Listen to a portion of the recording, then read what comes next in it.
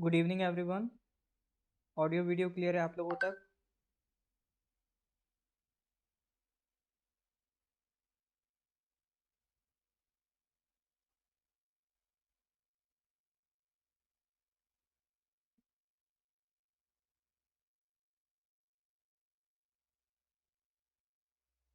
All right sir.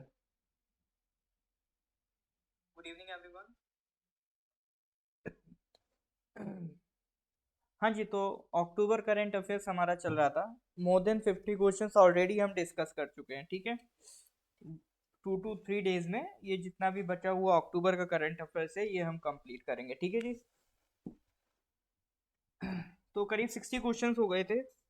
आगे बढ़े उससे पहले पिछले कुछ क्वेश्चन रिवाइज कर लेते हैं।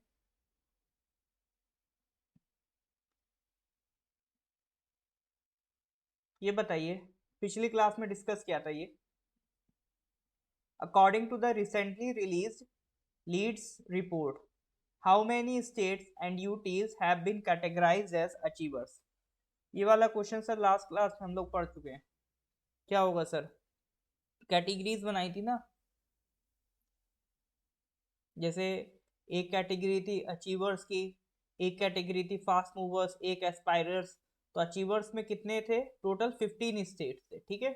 अचीवर्स में कितने रखे थे? 15 स्टेट्स। दूसरी बात ये ध्यान रखना, ये जो रिपोर्ट है LEADS logistics ease across different states, इसको कौन रिलीज करता है? तो ministry of commerce and industry sir इसको रिलीज करता है, ठीक है। तो दूसरी इंपॉर्टेंट बात ये रहेगी, इसको कौन रिलीज करता है? Ministry of commerce and industry release करता है, ठीक है सर। All right.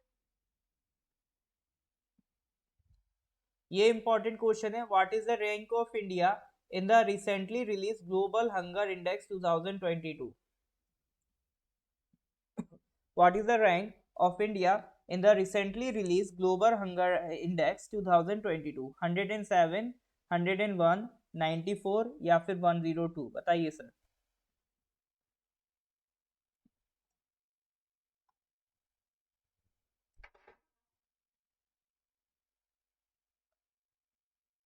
बिल्कुल sir, correct answer is 107। Global hunger index की अगर हमसे रिसेंट रैंक पूछी जाए तो कितनी? 107। इंपॉर्टेंट क्वेश्चन है, हाल फिलहाल में जो एग्जाम्स होंगे उसमें ये आ सकता है, ठीक है। Okay sir. तो ये क्वेश्चन नंबर 58 था। लास्ट क्वेश्चन जो हमने डिस्कस किया था दैट वाज क्वेश्चन नंबर 60। ये वंदे भारत की तरह एक और फ्रीड वर्जन लॉन्च किया जा रहा है वंदे भारत का, उसको क्या कहेंगे हम? उसका नाम हमने रखा है फ्रीड ईएमयू, ठीक है। तो ये लास्ट क्वेश्चन था, तो स्टार्ट करते हैं आज के क्वेश्चन। तो आज का पहला क्वेश्चन ये रहा आपके सामने, question number 61। Recently the fifth edition of the mega kayak festival 2022 was held at the Umtriyu River in Umtham village, ठीक है। It is in which of the following state? वैसे लोकेशन के नाम से हो सकता है आप समझ गए हो कि उमत्रियो रिवर, उमथाम विलेज ये कहाँ पर है। तो वहां पर मेघा कायक फेस्टिवल सेलिब्रेट होता है। तो ये मेघा कायक फेस्टिवल किस स्टेट में सेलिब्रेट हो रहा है, एक तरीके से सवाल ये है, ठीक है। कौन सी रिवर पे? उमत्रियो रिवर पे। तो ये उमत्रियो रिवर सर कहाँ पर आपको मिलेगी? Give me the correct answer. Hint दे देता हूँ, चलो हिंट ये दे देता हूँ, ये नॉर्थ ईस्ट की रिवर है, ठीक है। Megha kayak festival north east में सेलिब्रेट हो रहा है, तो गोवा आंसर नहीं होगा क्योंकि ये नॉर्थ ईस्ट का फेस्टिवल है। अब देखो मिजोरम है कि मेघालय है, सिक्किम है। सर तुक्का लगाते हैं, मेघा से सर मेघालय तुक्का लगा देते हैं। देखो वैसे ऐसे तुक्कों की श्योरिटी नहीं होता है ना, बट यहाँ पर करेक्ट मान लेंगे इसको, ठीक है। यहाँ पर वैसे मैच कर गया। तो मेघा कायक फेस्टिवल से क्या लगाएंगे? तुक्का लगाया हमने मेघालय, तो करेक्ट आंसर इज मेघालय, ठीक है। अब यहाँ से दो चीज और ध्यान रख लेना कि उमत्रियू रिवर, उमथाम विलेज ये किधर मिलेगा सर आपको? मेघालय में मिलेगा, ठीक है। किधर मिलेगा? मेघालय में। चलिए सर, तो इसके बाद अगले क्वेश्चन पे आते हैं, क्वेश्चन नंबर 62। ये बताइए, विच of the following has carried out a successful launch of a submarine launch ballistic missile? इसमें से किस शिप ने सक्सेसफुली लॉन्च किया है एसएलबीएम को? एसएलबीएम क्या है? सबमरीन से निकलने वाली मिसाइल है, सबमरीन लॉन्च बैलिस्टिक मिसाइल। तो ये भी क्या होंगी सर? सबमरीन ही होगी, कोई सबमरीन ही होगी ऐसी जो ये लॉन्च करेगी सबमरीन लॉन्च बैलिस्टिक मिसाइल। देखो मिसाइल दो तरह की होती हैं, एक होती है बैलिस्टिक मिसाइल्स, एक होती है cruise missiles. Cruise missiles target oriented होती है, उनका मतलब एक प्रिसाइज लोकेशन पे अगर कोई मिसाइल दागनी हो तो क्रूज मिसाइल यूज करेंगे कि बिल्कुल to the point. Ballistic missiles क्या होती हैं, टू द पॉइंट नहीं होती हैं, लेकिन ये बहुत लॉन्ग डिस्टेंस की मिसाइल्स होती हैं। तो इसमें क्या होता है, ओवर द एरिया, कोई एक फिक्स एरिया हम सिलेक्ट कर लेते हैं, उसमें ये कहीं भी जाके गिर सकती है इसमें। और क्रूज होगी तो बिल्कुल टू द पॉइंट, जहां टारगेट करोगे वहीं गिरेगी। लेकिन बैलिस्टिक मिसाइल एक बड़ा सा एरिया के अंदर हम टारगेट करते हैं, वो कहीं भी गिर सकती है। बैलिस्टिक मिसाइल जनरली यूज करा जाता है जहां पर हमें लॉन्ग डिस्टेंस में भेजनी होती है मिसाइल। ठीक है, जैसे आपने सुना होगा इंटर कॉन्टिनेंटल बैलिस्टिक मिसाइल। तो ये ऐसी मिसाइल है जैसे आप इंडिया से भेज इसको क्रॉस करके अमेरिका पे गिरा दो, मतलब काइंड ऑफ एक कॉन्टिनेंट से दूसरे कॉन्टिनेंट पे गिराई जा सकती है। तो सोच सकते हो बैलिस्टिक मिसाइल कितनी रेंज की होती है। हाँ जी, तो यहाँ पर देखते हैं करेक्ट आंसर क्या है। करेक्ट आंसर यहाँ पे है आईएनएस अरिहंत।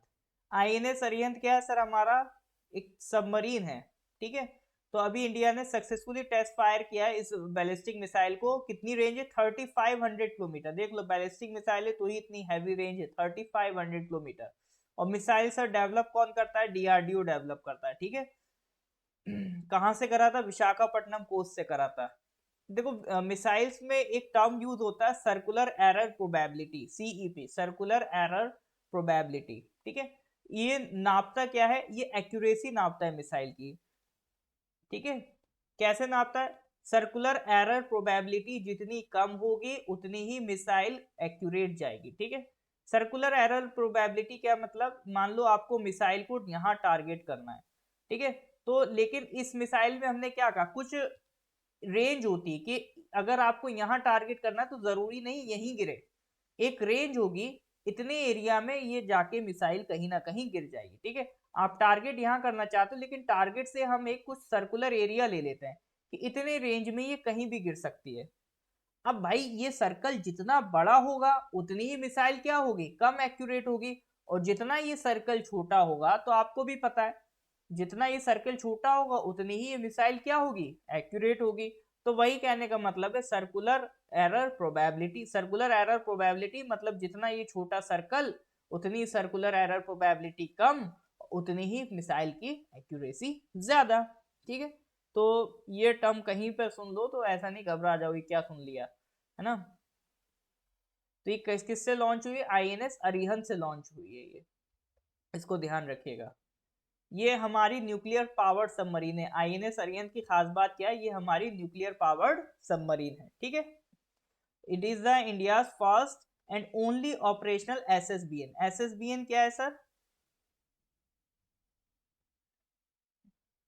एसएसबीएन ये है बैलिस्टिक मिसाइल न्यूक्लियर सबमरीन। ठीक है, बैलिस्टिक मिसाइल न्यूक्लियर सबमरीन है, इंडिया की अभी तक की पहली और इकलौती ऑपरेशनल सबमरीन है जो न्यूक्लियर पावर्ड है, मतलब आप इसे न्यूक्लियर वेपन भी गिरा सकते हो। इज दैट क्लियर और नॉट। हाँ जी सर, यहाँ तक कोई दिक्कत है, समझ में आ रहा है तो एक बार थम्स अप दे दीजिए, फिर हम आगे बढ़े अगले क्वेश्चन की तरफ। ऑलराइट, तो अगले क्वेश्चन पे आते हैं, question number 63। Recently, Union Minister Hardeep Singh Puri inaugurated the fifth South Asian Geoscience Conference. It was held in which of the following cities? Hardeep Singh Puri जो हैं केंद्र सरकार के मंत्री हैं, ठीक है, हाउसिंग अर्बन अफेयर्स मिनिस्ट्री वगैरह में। तो अभी एक कॉन्फ्रेंस हुई थी जियो इंडिया 2022 में, fifth south Asian geo science conference. तो वो किस शहर में हुई है, दिल्ली, अहमदाबाद, जयपुर, हैदराबाद। बताइए sir, Delhi, Ahmedabad, Jaipur, Hyderabad, correct answer क्या होगा।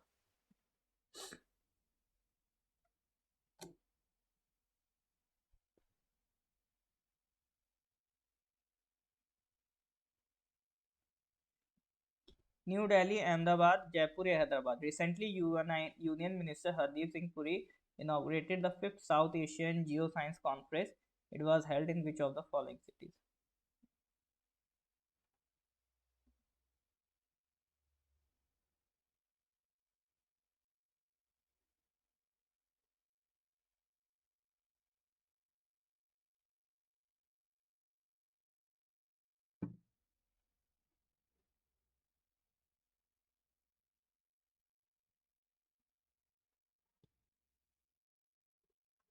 बिल्कुल sir, correct answer is Jaipur. ठीक है, करेक्ट आंसर क्या है? ये कॉन्फ्रेंस कहाँ पर हुई थी? जयपुर में हुई थी, 5th साउथ एशियन कॉन्फ्रेंस। इसका मकसद क्या था? To share the latest research on improve production of natural gas and oil. ठीक है, ये इसका मकसद था। थीम भी ध्यान रखना, fossil fuels, decarbonisation and changing energy of dynamics. ठीक है, तो ये इसकी थीम थी। नेक्स्ट क्वेश्चन पे आते हैं, क्वेश्चन नंबर 64।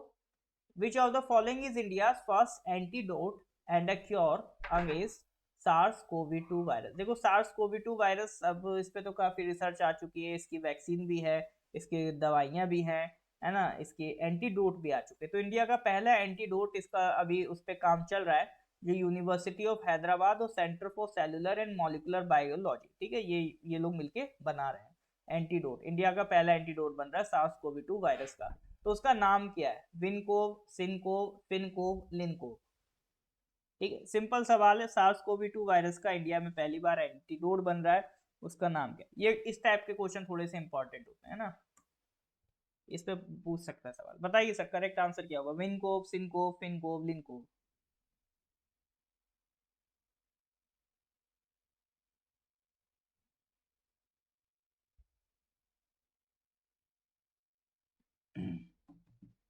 लगाओ भाई तुक्का, ABCD क्या होगा?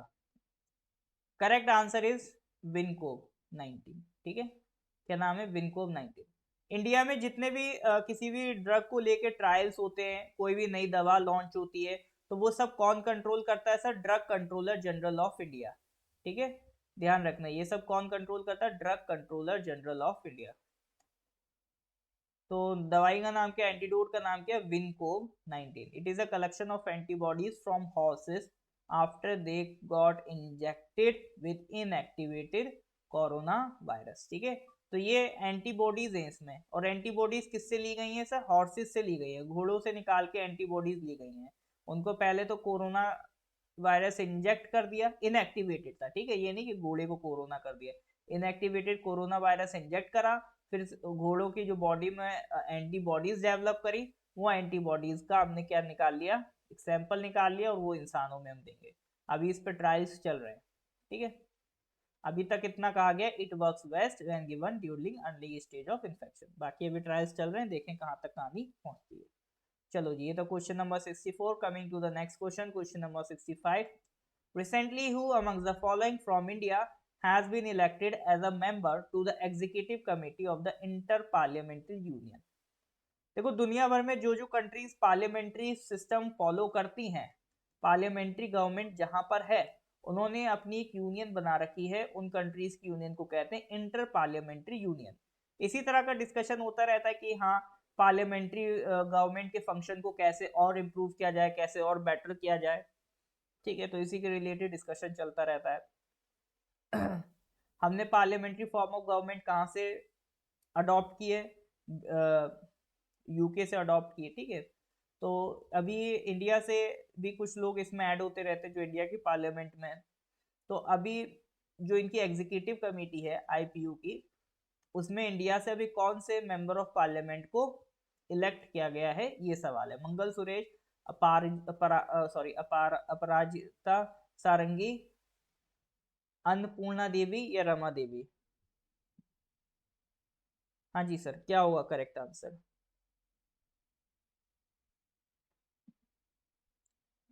ABCD बताइए। देखो, कमेंट जरूर करो भाई, कैसे सीखोगे ऐसे?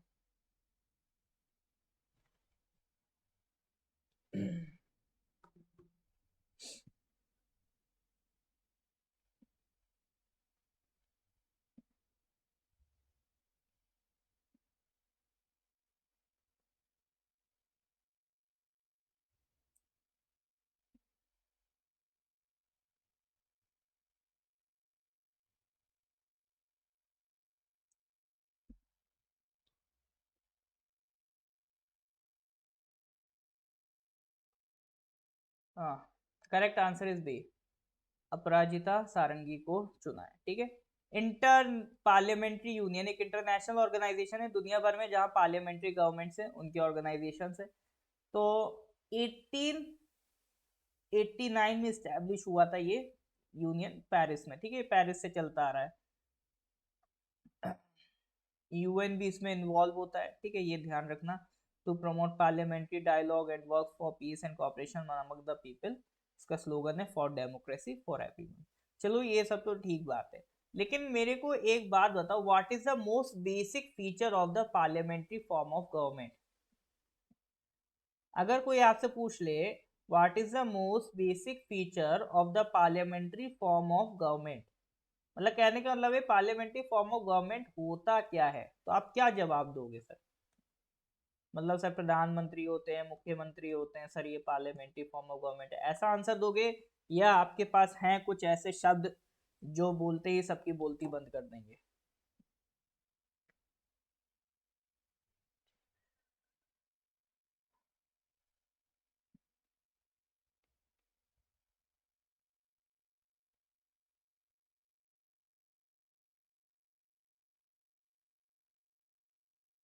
हाँ जी सर, तो क्या बोलना चाहेंगे इसके बारे में, किसी का कुछ ख्याल है? What is parliamentary form of government, what is the most basic feature of the parliamentary form of government? मतलब सर एक पार्लियामेंट होती है, बिल्कुल होती है, लेकिन फीचर क्या है उसका? अगर मैं आपसे पूछूं प्रेसिडेंशियल फॉर्म ऑफ गवर्नमेंट से कैसे डिफरेंस करोगे? जैसे इंडिया में पार्लियामेंट्री फॉर्म ऑफ गवर्नमेंट होता है, लोकसभा राज्यसभा है। अमेरिका में प्रेसिडेंशियल फॉर्म ऑफ गवर्नमेंट होता है, लेकिन वहां पर भी एक कांग्रेस है, एक सेनेट है, like we have Lok Sabha and Rajya Sabha, ठीक है। तो कैसे डिफरेंशिएट करोगे आप?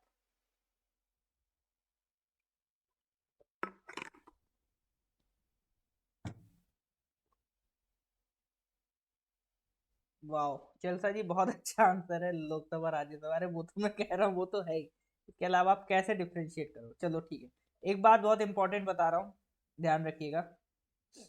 Executive in the parliamentary form of government, executive is responsible to legislative.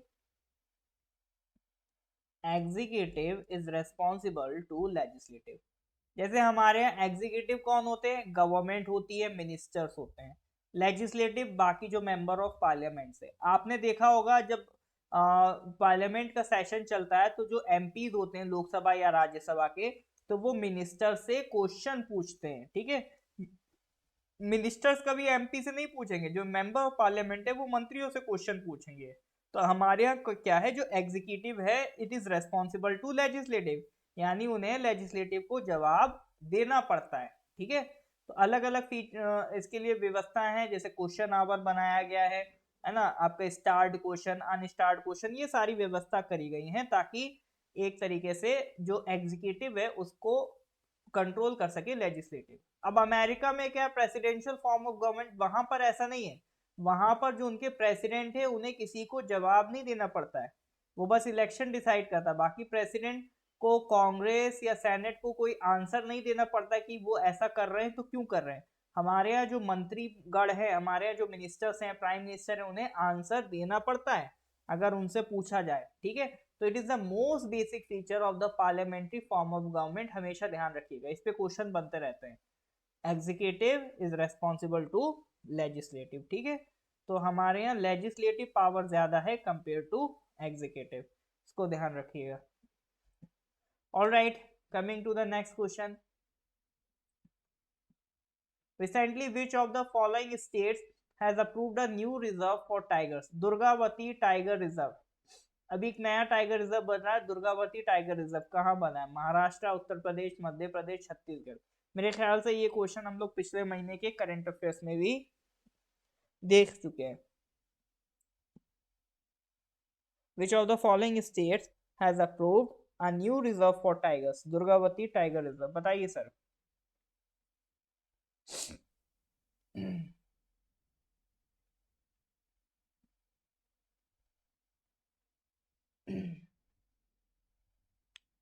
चलिए, अमीना जी ने तो कह दिया एमपी, मध्य प्रदेश। मार्शल बताइए आप।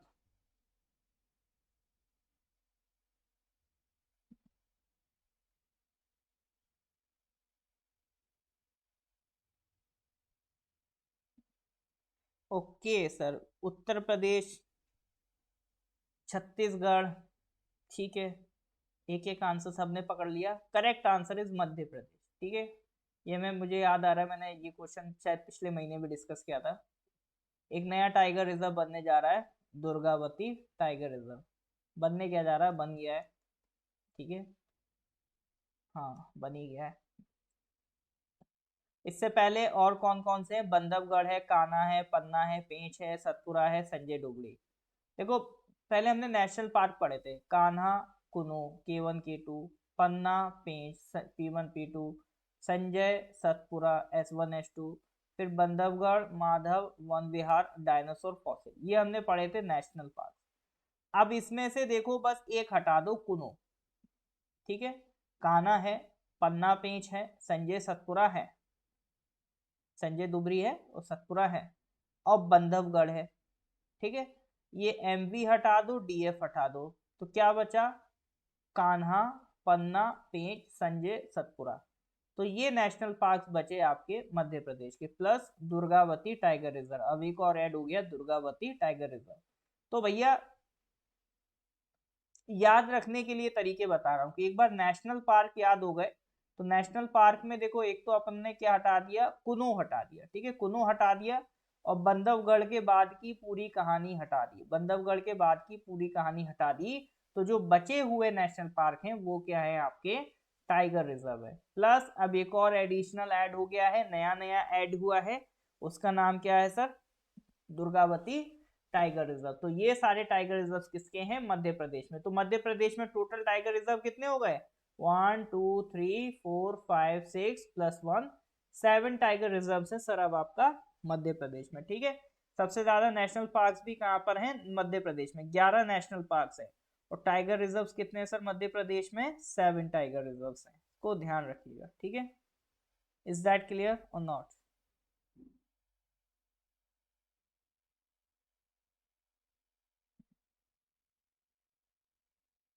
ठीक है सर।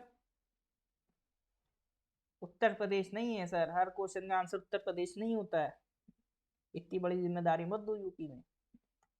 चलो सर नेक्स्ट क्वेश्चन आते हैं, question number 67। Who among the following have been elected as the 36th president of the BCCI. BCCI के नए प्रेसिडेंट बन गए, तो करंट अफेयर्स में तो आएगा ही सर।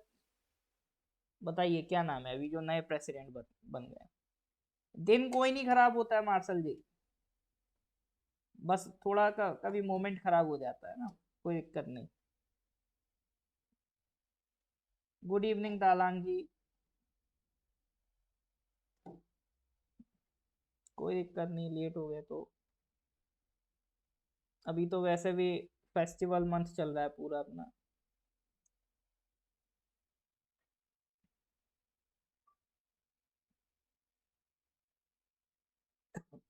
क्या नाम है सर, रॉजर बिनी, बिल्कुल sir, correct answer is Roger बिनी।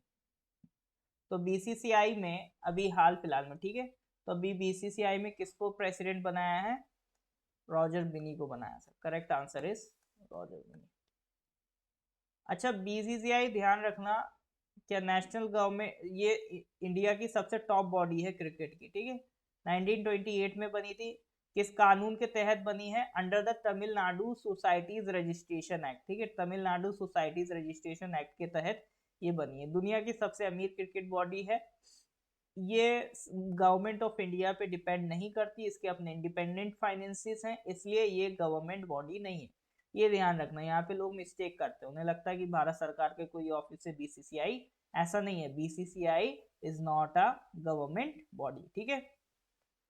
देखो बीसीसीआई जो होता है या फिर जो हमारी बीसीसीआई के अंदर इंडियन क्रिकेट टीम होता है उसका कोई ना कोई ऑफिशियल स्पॉन्सर होता है। जैसे आपने पुरानी वीडियो देखी हो क्रिकेट में तो पहले लिख के आता था सहारा, तो इंडिया का जो ऑफिशियल टीम स्पॉन्सर था वो था सहारा। अब सहारा नहीं है, अभी हाल फिलहाल में करंट में ऑफिशियल स्पॉन्सर कौन है, वो है सर बाईजूस, ठीक है, बाईजूस है, करीब 3 साल का उन्होंने कॉन्ट्रैक्ट साइन किया है। तो ये अभी हमारा कौन सा अभी तक का तो बाईजूस रहा है, ठीक है। तो अभी 2022 तक का तो कॉन्ट्रैक्ट था, अब आगे देखो कौन चलता है, अभी तो फिलहाल बाईजूस ही चल रहा है, ठीक है। हेडक्वार्टर ध्यान रखना, हेडक्वार्टर कहाँ पर है इसके, वानखेड़े स्टेडियम में, चर्च गेट, मुंबई महाराष्ट्र, ठीक है, मतलब मुंबई में है, इतना ध्यान रखना, हेडक्वार्टर कहाँ है, मुंबई में। बीसीसीआई का हेडक्वार्टर मुंबई में। Moving on to the next question, question number 68। एक स्पीशी पाई गई है सर, डुवालिस डोकोविची। डुवालिस डोकोविची, ये किस की स्पीशी है? फ्रॉग, बीटल, फिश या बर्ड? लग रहा होगा सर कोई प्लेयर के नाम पे लग रहा है। नोवाक जोकोविक नाम का एक प्लेयर था, ऐसा लग रहा है सर उसके नाम जैसा है। बिल्कुल, नोवाक जोकोविक के नाम पर ही इस स्पीशी का नाम रखा गया है। तो ये किसकी स्पीशी है? फ्रॉग की है, बीटल की है, फिश की है, या बर्ड की है? शुरू करिए सर तुक्का लगाना।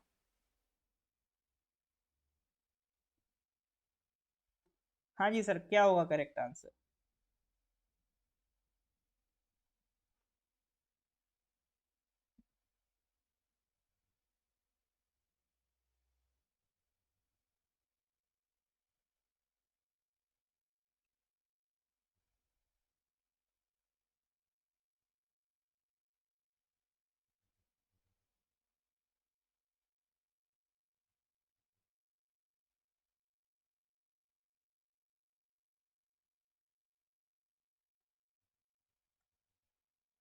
बिल्कुल sir, correct answer is beetle. ठीक है, तो करेक्ट आंसर सर क्या होगा? बीटल होगा। ठीक है, ध्यान रखिएगा। Serbian scientist name new species of beetle after Djokovic. ठीक है, after tennis great Novak Djokovic due to its speed, strength, flexibility, durability and ability to survive in a difficult environment. तो वो कोई स्पीची ढूंढ रहे थे, ढूंढते ढूंढते उन्होंने कहा ये क्या मिल गया, अरे ये तो जोकोविक मिल गया। ठीक है, हाँ, चलो, बीटल है। अब इस बात की सब कुछ। चलो क्वेश्चन नंबर 69 पे आ जाओ। अभी वर्ल्ड ब्लॉकचेन समिट हुई थी 2022, 22nd ग्लोबल एडिशन था। किस सिटी में हुई थी ये summit? Tokyo, Berlin, Mumbai, Dubai? बताइए सर। जो ब्लॉकचेन समिट थी अभी 22nd ग्लोबल एडिशन, उसका रहा है किस सिटी में रहा है? टोक्यो, बर्लिन, मुंबई या फिर दुबई?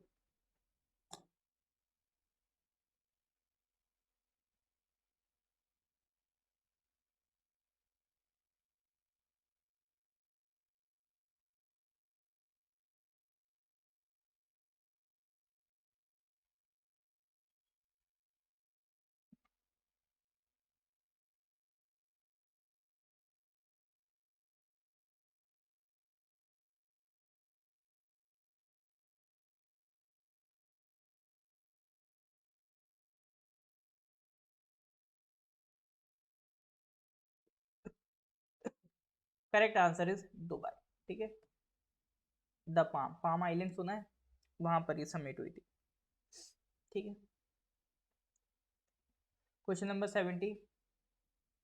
फिर वही घूम फिर के, मतलब इंटरनेशनल सोलर अलायंस से रिलेटेड। अभी किस कंट्री को आईएसए का प्रेसिडेंट बनाया गया? इंटरनेशनल सोलर अलायंस में दो कंट्रीज का मेन कंट्रीब्यूशन है, एक इंडिया, दूसरा फ्रांस। ठीक है, इन दोनों कंट्रीज ने मिलकर इसको स्टार्ट किया था। तो अभी इसका प्रेसिडेंट रोटेशन वाइज चेंज होते रहते हैं, तो अभी फिलहाल में इसका प्रेसिडेंट किसको बनाया गया? तो ध्यान रखना, इट इज इंडिया। ठीक है, आईएसए के अभी जो फिलहाल में प्रेसिडेंट है वो कौन है? इंडिया है। ठीक है, आईएसए हम पहले भी डिस्कस कर चुके हैं। इंटरनेशनल सोलर अलायंस जो ट्रॉपिकल कंट्रीज है उनकी ग्रुपिंग है, क्योंकि ट्रॉपिकल रीजन में सबसे ज्यादा सनलाइट होती है, तो इनकी सनलाइट को ट्रैप करके हम पूरी दुनिया को ग्लो कर सकते हैं। एटलीस्ट अपने एरिया को तो ग्लो ही कर ही सकते हैं। ठीक है, तो ये मोदी जी ने कहा था, sun is the source of all energy, the world must turn to solar, the power of our future. ठीक है, तो जो सनशाइन कंट्रीज है, मतलब जो कंट्रीज जो tropic of cancer, tropic of Capricorn के बीच में, उनको क्या कह रहे हैं? सनशाइन कंट्रीज हैं। तो उसमें हमारा ये टारगेट है इस अलायंस का कि जो भी सोलर एनर्जी है उसका हम एफिशिएंट यूटिलाइजेशन कर पाए। ठीक है, तो सारी कंट्रीज आपस में टेक्नोलॉजी शेयर करेंगी, इस तरह से ये सारा काम चलेगा। ठीक है, तो Modi refer to the sun rich countries as Suryaputra. Modi ji ने उन्हें सूर्यपुत्र का नाम भी दिया है, and spoke about the huge potential of these countries to make use of the abundant natural resource solar energy. ठीक है, ध्यान रखिएगा। Question number 71। World spice congress 2023, उसका 14th एडिशन अभी हुआ था, तो ये किस सिटी में ऑर्गेनाइज होने वाला है? दिल्ली, कोची, हैदराबाद, मुंबई? खाता खुल गया, बहुत बढ़िया सर। वर्ल्ड स्पाइस कांग्रेस की बात कर रहे हैं, तो ये किस सिटी में ऑर्गेनाइज होने वाला है सर?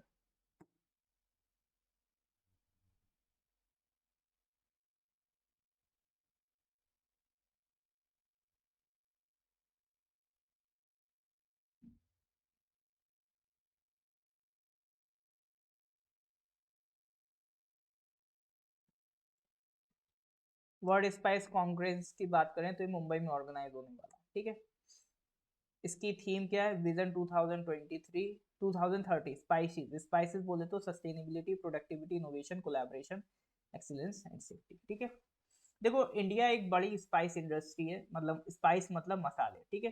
तो जितने भी ग्लोबल स्पाइस इंडस्ट्रीज हैं उन सब ने मिलकर प्लेटफॉर्म बनाया है ताकि स्पाइस को रिलेटेड, स्पाइस इंडस्ट्री को और कैसे बढ़ाया जा सके, इससे रिलेटेड ये आपकी पूरी कॉन्फ्रेंस काम करती है, ठीक है।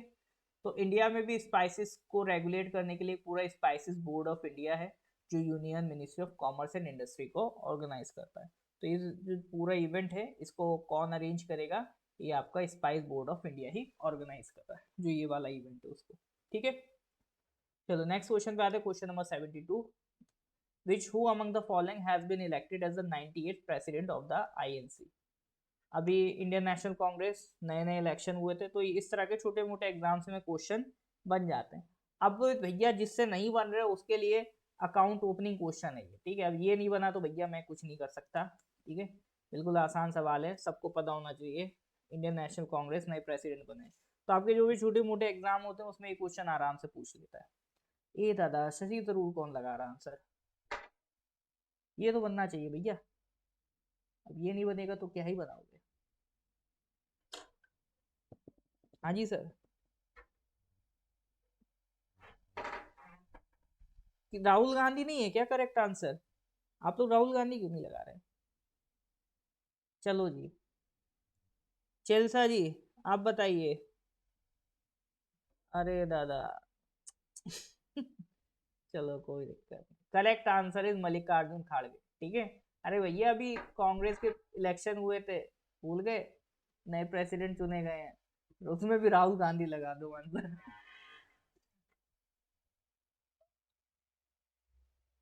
फिर कहते हो कि राहुल गांधी को प्रेसिडेंसी छोड़ देनी चाहिए। चलो करेक्ट आंसर इज मल्लिकार्जुन खड़गे। आईएनसी से एक दो जो सवाल हैं हिस्ट्री में बनते रहते हैं कि कब ये इंडियन नेशनल कांग्रेस आपकी स्टैब्लिश हुई थी, 1885 में, ठीक है। ये यार याद रखना, 1885 में कांग्रेस स्टैब्लिश हुई थी। और इसमें एक रिटायर्ड सिविल सर्वेंट का रोल था, ए ओ ह्यूम, ठीक है, उनकी मदद से। तो ए ओ ह्यूम का नाम याद रखिएगा, ए ओ ह्यूम की मदद से ये ऑर्गेनाइजेशन खड़ी हुई थी, ठीक है। पहले इसका नाम रखा गया था इंडियन नेशनल यूनियन। फिर बाद में जो दादा भाई नेहरूजी हैं, उन्होंने इसका नाम चेंज करके क्या कर दिया, Indian National Congress. Congress word उन्होंने अमेरिकन कॉन्स्टिट्यूशन से उठाया था। तो ये कुछ बेसिक बेसिक बातें हैं, ये कुछ बेसिक बेसिक बातें हैं जो आपको कांग्रेस से रिलेटेड ध्यान रखनी है, जो आपसे एग्जाम में पूछ लेता है, ठीक है। यहाँ पर मेरे को बताइए कांग्रेस के फर्स्ट प्रेसिडेंट का नाम क्या था, कांग्रेस के फर्स्ट प्रेसिडेंट का नाम क्या था। मैंने बात, अरे भैया मैं नहीं फंसाऊंगा तो एग्जामिनर फंसा लेगा, तो एग्जामिनर फंसा उससे बढ़िया मेरी बातों में आप फंस जाओ, है ना। यहाँ से तो चलो भी नुकसान नहीं होगा, एग्जामिनर फंसा लेगा तो फिर नुकसान हो जाता है सर, ठीक है। तो मेरा क्वेश्चन ये है, जो इंडियन नेशनल कांग्रेस थी उसके फर्स्ट प्रेसिडेंट का नाम क्या था। ये हिस्ट्री में ये दो तीन सवाल बहुत कॉमन है, काफी पूछे जा चुके हैं और पूछे जाते हैं, तो ध्यान रखिएगा सर। बिल्कुल, डब्ल्यू सी बनर्जी, इसके जो पहले प्रेसिडेंट थे वो कौन थे सर, आपका डब्ल्यू सी बनर्जी थे। और पहली जो इनकी मीटिंग थी, इनकी जो पहली कॉन्फ्रेंस थी वो बॉम्बे में हुई थी, अब मुंबई कहलाता है।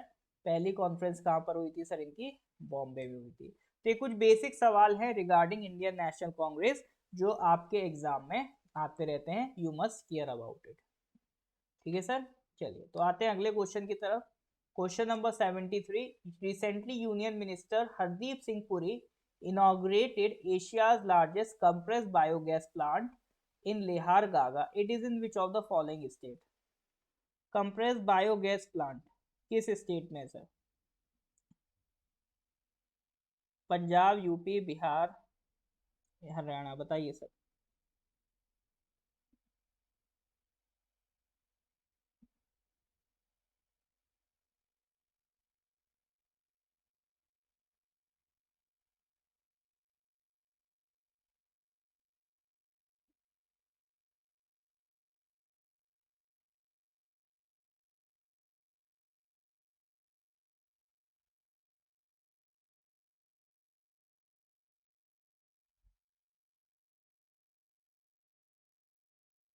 तो कंप्रेस बायोगैस प्लांट अब ये कहाँ लगने जा रहा है, पंजाब में लगने जा रहा है। कंप्रेस बायोगैस होती क्या है, देखो जैसे नेचुरल गैस को कंप्रेस करके हम क्या बना लेते हैं, सीएनजी बना लेते हैं, इसी तरह से जो बायोगैस है, बायोगैस कैसे निकलती है, बायोगैस जैसे मान लो आपके जो भी जैसे कोई मान लो प्लांट्स हैं, ठीक है, या जो भी ऑर्गेनिक वेस्ट है उस वो एक जगह आपने डिपॉजिट करा और महीनों तक वो डिकम्पोज होता रहा तो उसमें से गैस निकलेगी, उस गैस को कहते हैं हम बायोगैस, ठीक है,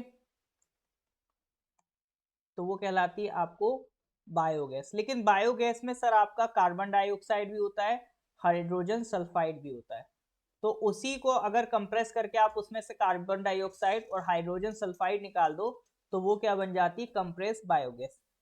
कंप्रेस बायोगैस में क्या होता है सर, आपका हाइड्रोकार्बन गैसेस होते हैं, ठीक है, हाइड्रोकार्बन होता है, हाइड्रोकार्बन में भी आपका मेनली मीथेन होता है, ठीक है, जो किससे बनता है, by the decomposition of animal and plant waste purified and compress for use as an automotive fuel for an industrial and industrial application. जैसे नेचुरल गैस हम जो निकालते हैं उसको कंप्रेस करके क्या बनाते हैं, सीएनजी बनाते हैं, उसको एज ए फ्यूल यूज करते हैं।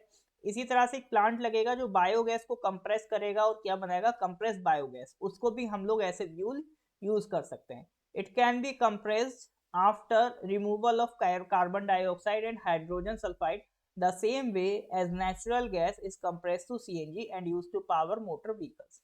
यानी आपने करना क्या, बायोगैस में से कार्बन डाइऑक्साइड निकाल देना है और हाइड्रोजन सल्फाइड निकाल देना है, तो ये दोनों निकल गए तो ये क्या बन जाएगी आपकी कंप्रेस्ड बायोगैस, ठीक है।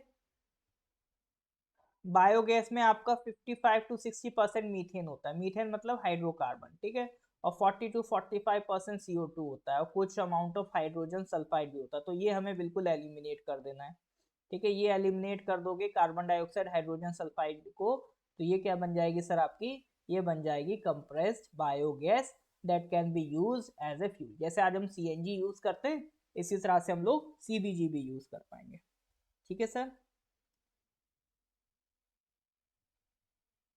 मीथेन सबसे ज्यादा एलिमेंट्स मिलता है ना गैस में, डिपेंड करता है आप कौन सी गैस की बात कर रहे हैं। जैसे यहाँ पे अगर आप बात कर रहे हैं बायोगैस की, नेचुरल गैस की, हाँ बायोगैस में तो आपका सबसे ज्यादा मीथेन ही मिलता है, ठीक है सर। इज दैट क्लियर और not, give me thumbs up अगर यहाँ तक कोई सारी चीजें क्लियर है। हाँ जी सर, यहाँ तक किसी का कोई डाउट है, ठीक है। Chemically, CBG is the same as CNG. Both are compressed methane and has the same calorific value. Calorific value मतलब क्या है? अगर same amount of compressed biogas लो और same amount of आप CNG लो, तो इनको अगर आप burn करोगे तो same amount of energy generate होगी, ठीक है? तो energy दोनों से same amount की generate हो रही है। डिफरेंस इतना है, सीएनजी कैसे प्रोड्यूस होती है, पेट्रोलियम का बाई प्रोडक्ट है, पेट्रोलियम बनाते बनाते जो क्रूड ऑयल से पेट्रोल आप बनाते हो तो उसमें बाई प्रोडक्ट बन जाता है सीएनजी, ठीक है। लेकिन सीबीजी जो है वो आपका बायोमास से क्रिएट होता है, ठीक है सर।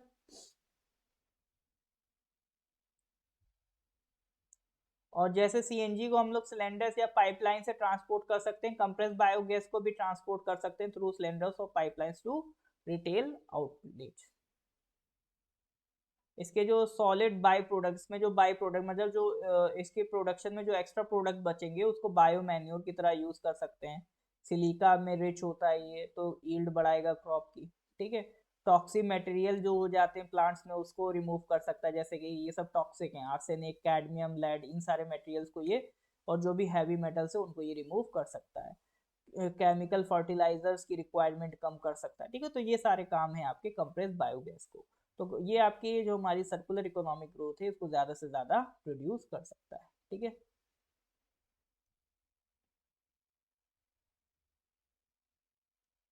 चलिए सर, तो that was for the day, तो ये क्वेश्चन 73 तक हमने डिस्कस करा, इसके आगे के क्वेश्चंस हम लोग नेक्स्ट क्लास में करेंगे, ठीक है जी। चलिए सर, अगर लेक्चर अच्छा लगा हो तो please do like and share as much as possible. फिर मिलते हैं सर नेक्स्ट क्लास में, till then good bye, have a nice day.